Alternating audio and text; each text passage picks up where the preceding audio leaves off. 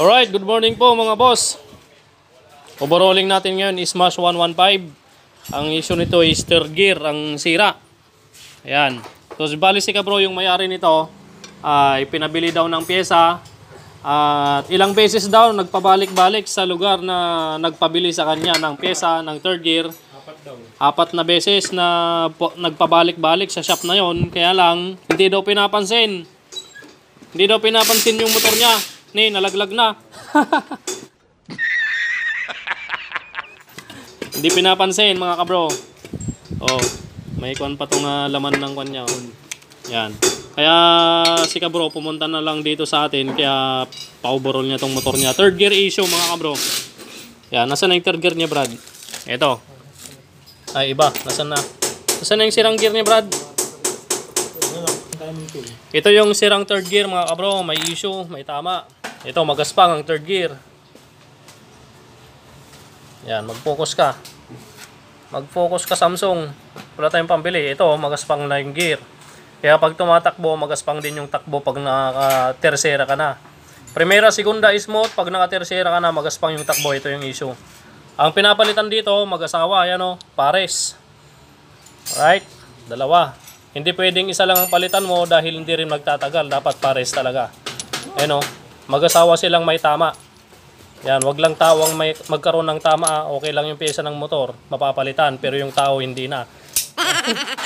Okay, so nag-order tayo ng third gear sa Shopee. In-order lang natin tong third gear sa Shopee kasi kung sakasa puro order pa. After 2 to 3 months pa darating bago dumating yung mga pyesa. Ito, third gear na in-order natin, oh. Yan, dalawa. Alright. So salpak na natin to mga kabro. Yan, shoutout po kay Uncle at kay Boss Charlie. Oh, salamat sa sponsor, no, kabro. Basahan ni sponsor si Boss Charlie. Ayun, no. Papatune up, libre tune up na yan. Bala na si Brother Lito. Libre tune up na yan, bro, kasi nag-sponsor siya ng basahan eh. No. May sponsoran niya kaya ikaw yung kwan. Hindi naman ako, ikaw naman. Bro, ayaw niya, hindi pumapayag. Ayos lang. Ito yung motor ng Angel, oh. Yan, from Abogado ka lang, Angel? Norte, Poblacion Norte, dito sa Paniki. Third gear issue din tong motor ng Angel, yung kanya tercera. Magaspang. Pinatakbo ko kanina, magaspang yung third gear niya. Kaya palit third gear din yan. Okay, simbolin muna natin tong smash. Tatanggalin tayo isang bata niya. Simbolin natin tong smash.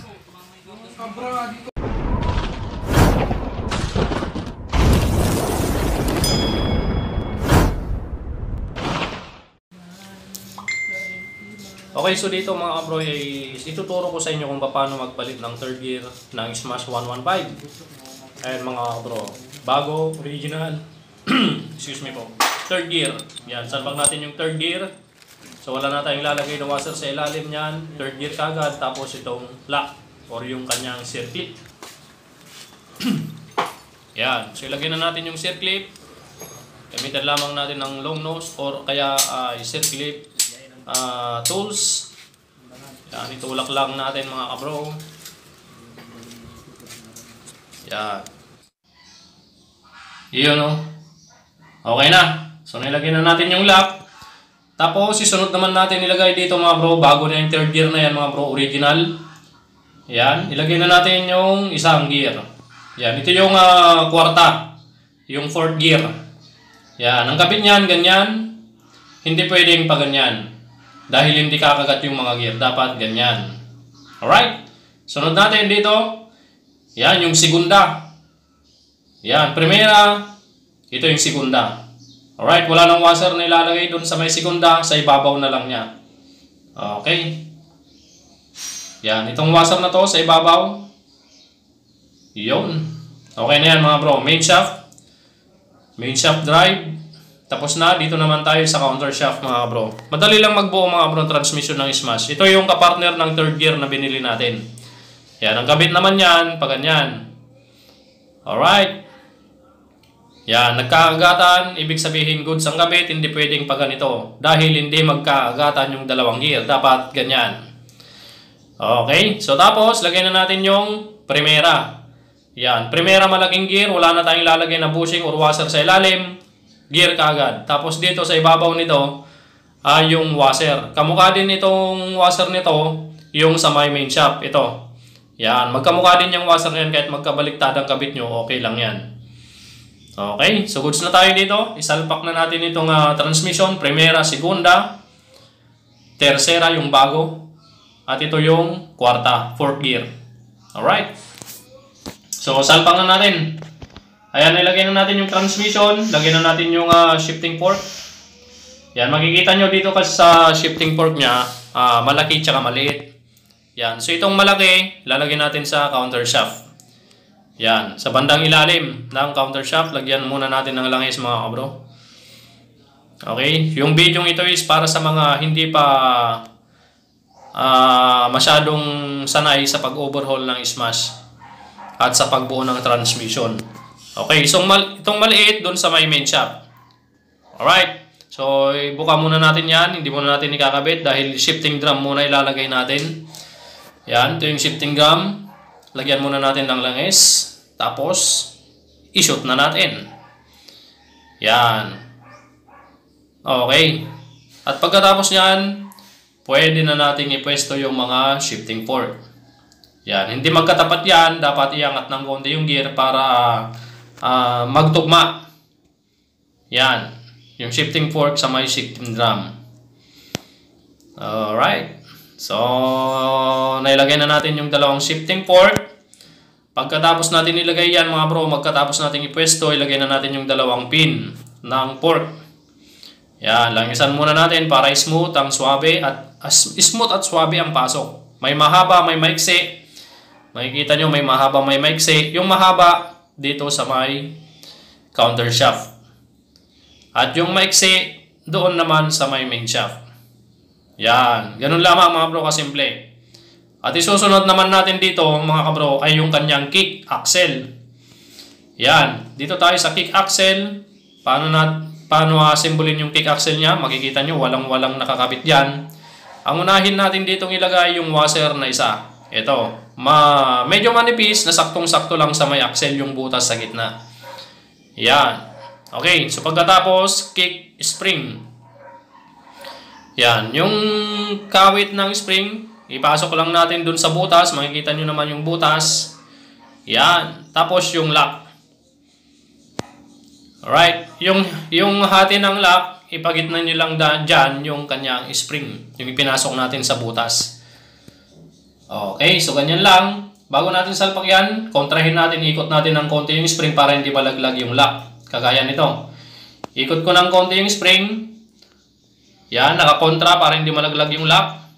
At pwede na natin i-shoot doon sa may crankshell. Uy. Yan. Kung makikita nyo yung kamay ko nakakontra sa spring para hindi malaglag yung lock na nilagay natin. Okay, so yan na, nakalagay na mga kabro. Ayusin lang natin para makita nyo mabuti mga kabro. Okay, so yan na. Nakalagay na, nakapwesto na. At pwede na natin ilagay yung spring dito sa ibabaw. Papakita ko sa inyo. Okay. Ito, spring sa ibabaw. Makikita nyo naman spring sa ibabaw. Ganyan lang yan mga kabro, kakalog-kalog yan. At pagkatapos, ilagay natin yung kapartner ng kick gear. Ito, makikita nyo dito, may tuldok or may pintura. Yan, may marking yan, may tuldok. Okay? Tapos, yung pinagpasukan natin ng spring dito, makikita nyo, yan, yung pinagpasukan natin ng spring kanina, itong tuldok na to, ay pagtapatin lang natin. Doon sa may pinagpasukan natin ng spring, doon sa may butas. At yung marking nito, itong tuldok nito, ay pagtapatin lang natin. Dahil tumatama itong kapartner nito, itong dulo na to, tanggalin natin yung first gear. Yan.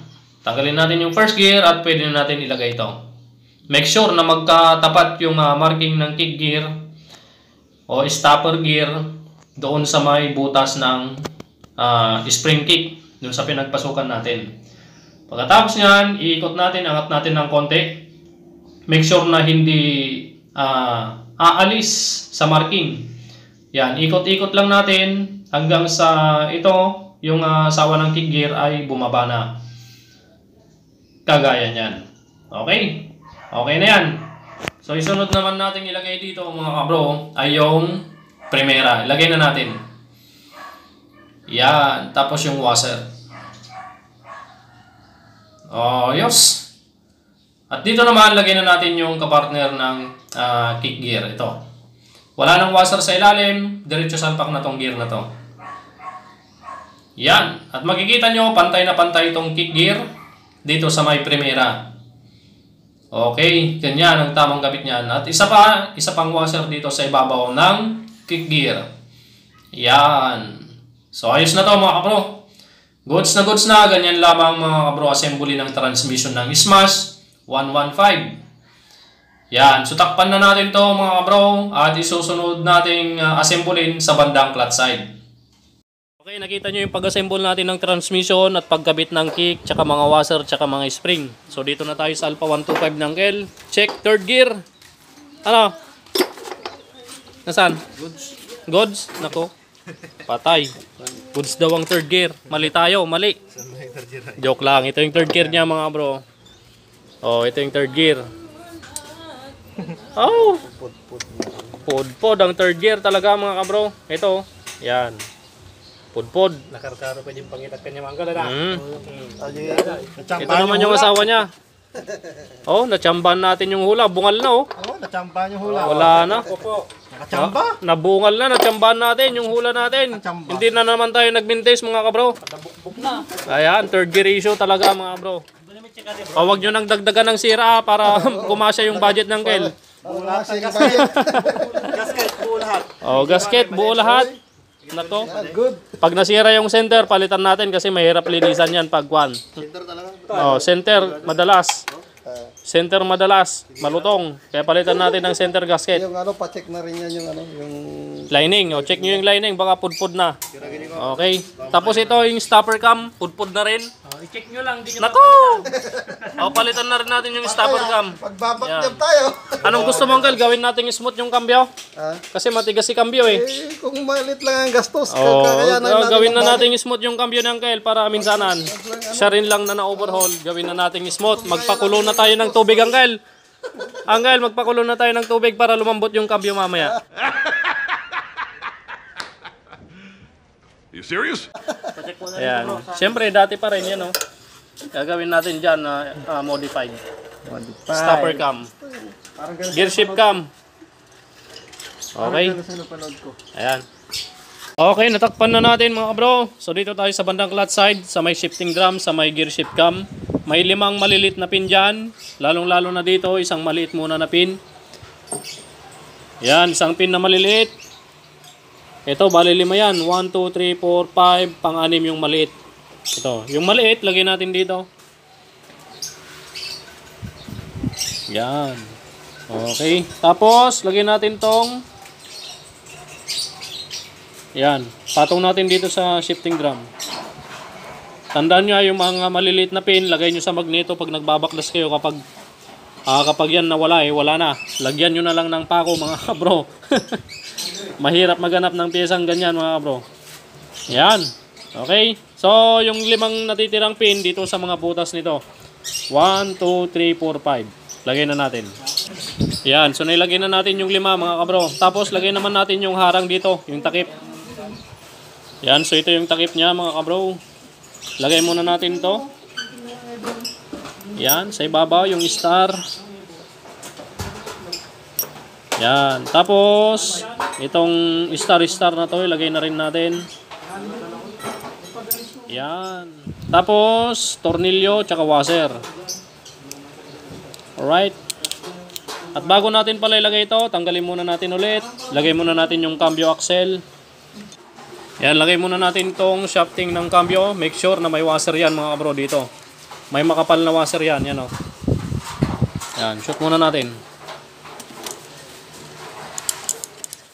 Alright. Okay. So, shoot na natin. Ito, ibabalang natin to.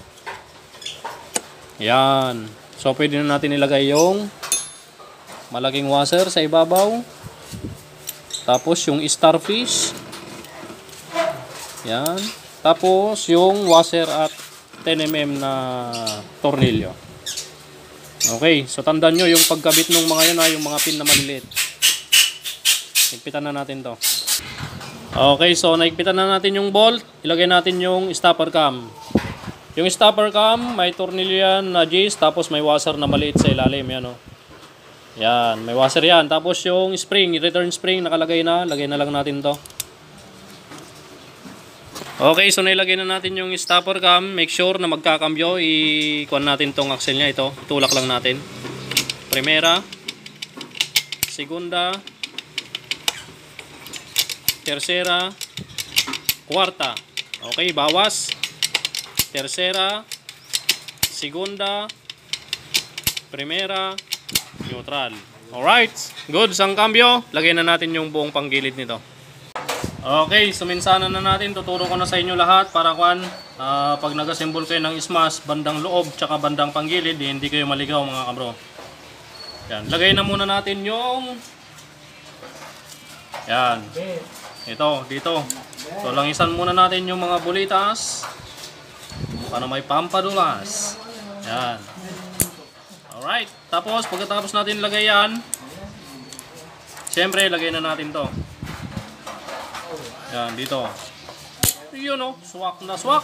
Pagkatapos natin lagay yan, dito tayo sa may gear. Partner ng oil pump gear. Yan. Langisan muna natin para may pampadulas. Wala nang kunya yan mga bro, kasi itong gear may bahay ng kunya. Wala nang kunya dyan. Diretso lang yan. Yan. Tapos yung oil pump, lagyan na natin yung oil pump. Mauna to bago tong oil pump. Lagyan natin ng dalawang dowel. Oh, dowel na isa, tsaka dowel na isa. Kabro, paano to? May tuldok. Ano yan? Para sa yan? Ang tuldok. Marking yan. Marking lang yan. Yan. Dowel na isa, tsaka dowel na isa. Right? Sige, lagyan na natin to mga bro. Yan. Tapos tornilyo na 3.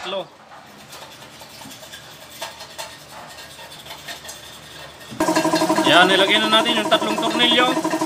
Okay na. Lagyan naman na natin yung mga washer tsaka clutch housing. Washer dito mga kabro.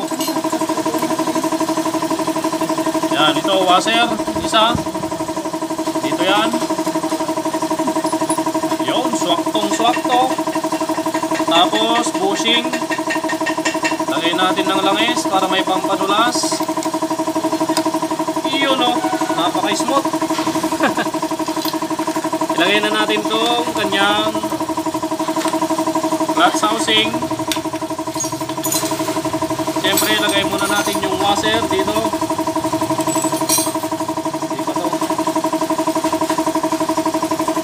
Washer muna dito sa ilalim.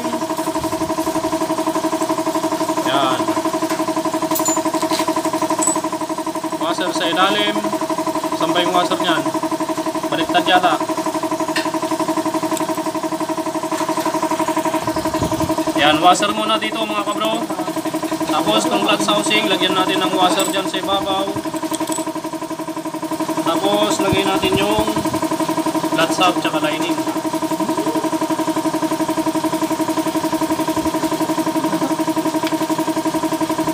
Pumasok. Yun. Tapos, lagyan natin ng bushing. Dito. Yun. Siyempre, langisan natin ulit para smooth. Pati ito, langisan natin. Pagkatapos yan, lagay na natin tong primary clutch tsaka clutch housing. Yan. Sabay yan mga kabro.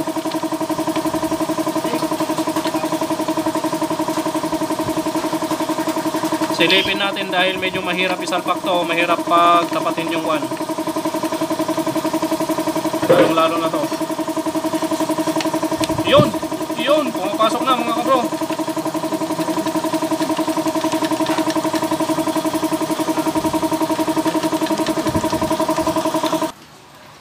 Okay, konting pukpuk lang mga kabro para pumasok yung clutch hub. Okay na no? Free wheel. Goods. Tapos to. Konting punas. Ito mamaya. Yan, konting punas. Tapos, lagyan na natin yung mga washer at nut. Washer, washer, washer, washer, nut, nut. Alright. So, dalawang washer to mga bro. Dalawang malapad na malaki. Itong isa, lagyan natin dito. Yung isa naman, lagyan natin dito. Tapos, dalawang maliit na medyo pa-curve. Yung isa, dito naman sa kabila. Yung isa, dito. Tapos, dalawang nut. Na, nung kuwan ba to? 19. Yan, kabilaan. Alright. So, higpitan na lang natin to. Tapos, isa pa dito sa may cambio. Dito, Brad. Dito sa may cambio axle, ito. Lalagyan natin yan ng washer, siyempre. Yan, washer. Spring. Tapos, ito pa. Yan. So, ganyan lang po yung pagkabit ng buong panggilid ng Smash 115. So, higpitan na natin to, tapos na, takpan na natin. A few moments later. Tapos na po mga bro, yung mga overall natin na nagkasabay na third gear issue.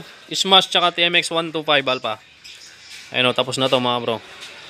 Shoutout po kay Uncle Ricky from Poblacion Norte, Paniki. Sa mga Tanhok Toda, shoutout po. Yan, kasama ni Uncle. Pare, start mo na. Third gear issue, tapos na. Yan. Okay na po. Yan o. Smooth. Okay na, Uncle. Shoutout kay Uncle Ricky. Ayos. Shoutout kay Uncle Ricky ulit. Salamat, Uncle, ha. Ayan. Uncle, sticker. Bigyan kitang sticker. Ayan, bigyan natin ng sticker si Uncle. With contact number na tong sticker natin mga kabro. Yan, nandyan na yung contact number natin. Yan, Uncle. Salamat po. Yan. Sige po, salamat, Uncle. Dito naman tayo sa Smash. Tapos natin. Start na rin natin from Nampik 1. Nueva Ecija. Yan. Okay na rin tong Smash mga bro. Napaka-smooth to. Oh. Ayos. Kakabili si nanay ng bulaklak eh. Unin, nagmayatin, nag-smoothan brother. Ne? Third gear issue, tapos na rin. Ayan, pahinga na po tayo. Hapon na mga bro. Brother Lito. Pare Jeric. Shoutout sa mga pinsan niya sa Santo Domingo, Nueva Ecija. Si Brother Pern. At si Boss Joe. You know. So, patay na natin. From Nampik 1, pwede mo nang kunin tong motor mo, bossing. Yan. See you again next video. Maraming salamat po sa panonood. At sana ay nasundan nyo yung step by step sa pagbuo ng transmission at mga panggilid washer niyan. Yung Smash. Yan. Alright. Alright. God bless you all mga bro. Dito na lang ako ng